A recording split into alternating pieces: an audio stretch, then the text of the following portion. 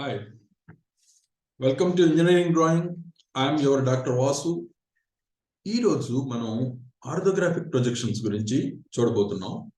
ఈ orthographic projections అనేవి మన ఇంజనీరింగ్ డ్రాయింగ్ మొత్తానికి ఒక ఫౌండేషన్ లాంటిది. అన్ని టాపిక్స్ లోనూ ఈ ఆర్థోగ్రాఫిక్ ప్రొజెక్షన్స్ ప్రిన్సిపల్స్ అవసరం అవుతాయి. నేను అప్లోడ్ చేసే ఈ అన్ని కూడా ఒక ఆర్డర్లో కనుక మీరు ఫాలో అయితే డెఫినెట్ గా ఇంజనీరింగ్ డ్రాయింగ్ ని మాస్టర్ చేయొచ్చు మీరు. సో ఈ ఛానల్ నేను అప్లోడ్ చేసేవి మీకు అలర్ట్స్ రావాలి అని అంటే ఒకసారి సబ్స్క్రైబ్ చేయండి ఛానల్ని.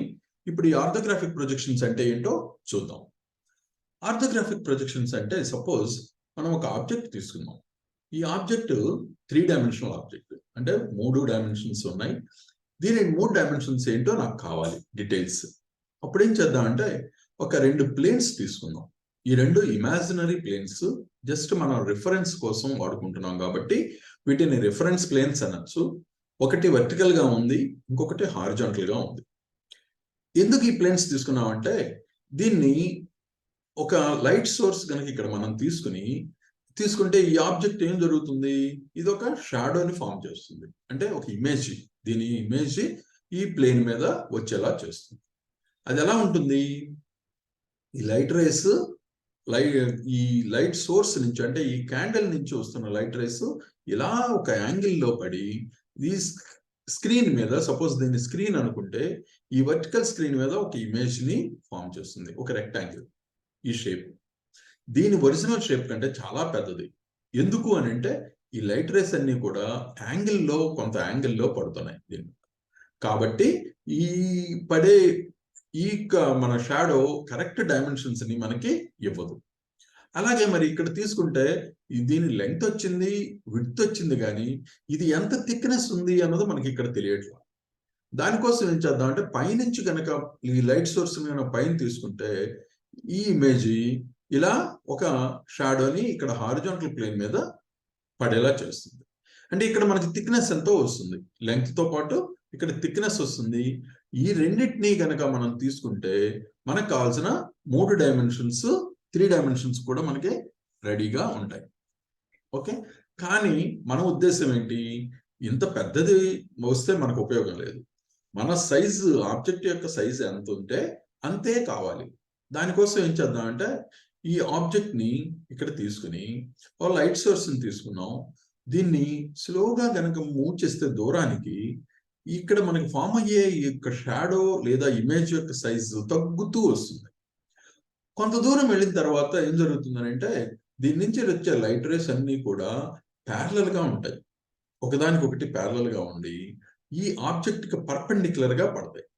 అప్పుడు ఇక్కడ ఒక వచ్చే షాడోని మనం డ్రా చేస్తే ఒక రెక్టాంగిల్ వస్తుంది.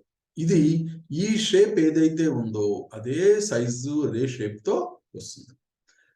అలాగే పైనుంచి కనుక మనం ఇమాజిన్ చేసుకుంటే లైట్ రేస్ పైనుంచి వస్తున్నాయి అనుకుంటే ఇక్కడ ఈ హారిజాంటల్ ప్లేన్ మీద దీని సైజు ఇక్కడ వచ్చేలా చేస్తుంది. సో ఈ విధంగా మనకి 2 ప్రొజెక్షన్స్ ని తీసుకున్నాం. వీటిని మనం ప్రొజెక్షన్స్ అని పిలుస్తాం.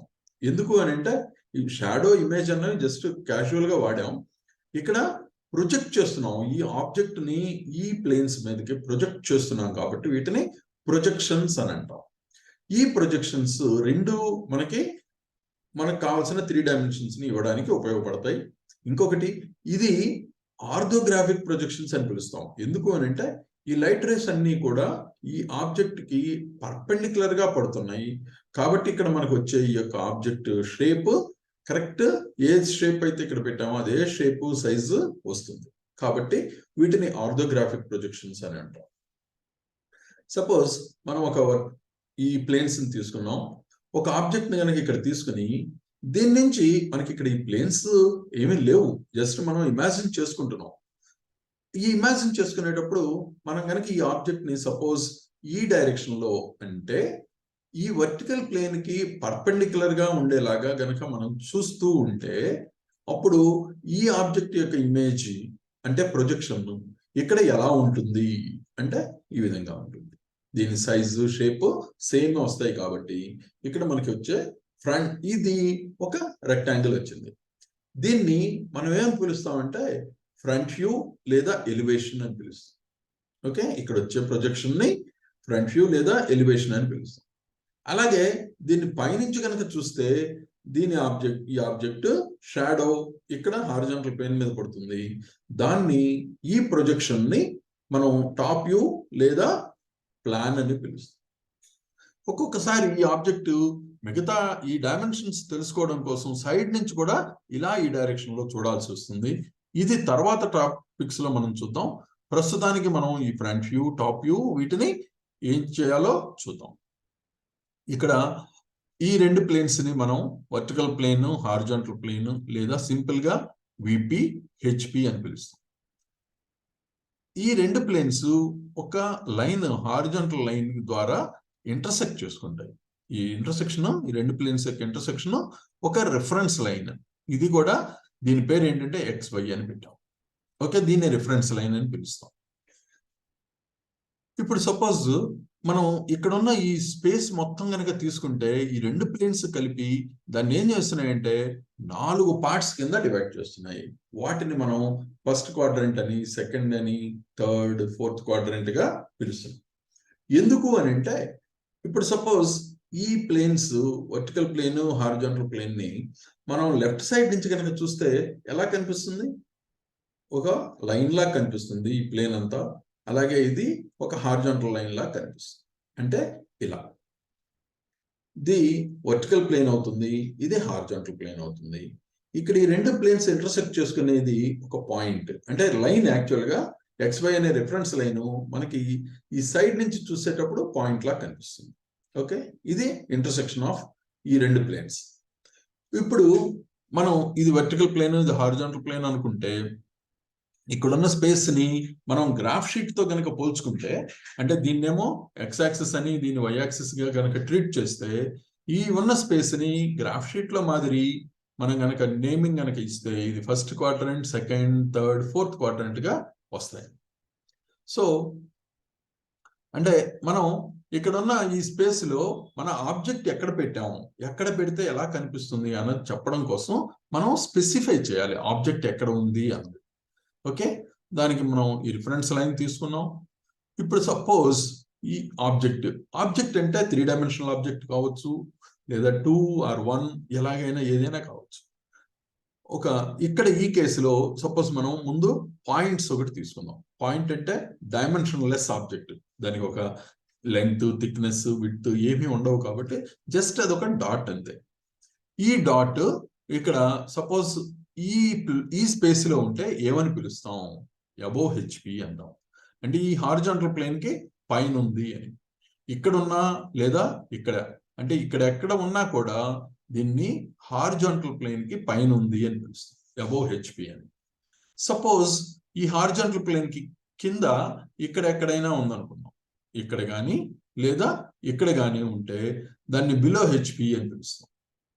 అలాగే వర్టికల్ ప్లేన్ కనుక మనం కన్సిడర్ చేస్తే సపోజ్ ఇక్కడ ఉంటే ఆబ్జెక్ట్, దాన్ని ఇన్ ఫ్రంట్ ఆఫ్ అని పిలుస్తాం. ముందుంది, వర్టికల్ ప్లేన్ కి ముందుంది అని. అలాగే ఇక్కడ ఉండొచ్చు లేదా ఎక్కడైనా ఉండొచ్చు, దాన్ని ఇన్ ఫ్రంట్ ఆఫ్ విపి అని పిలుస్తాం.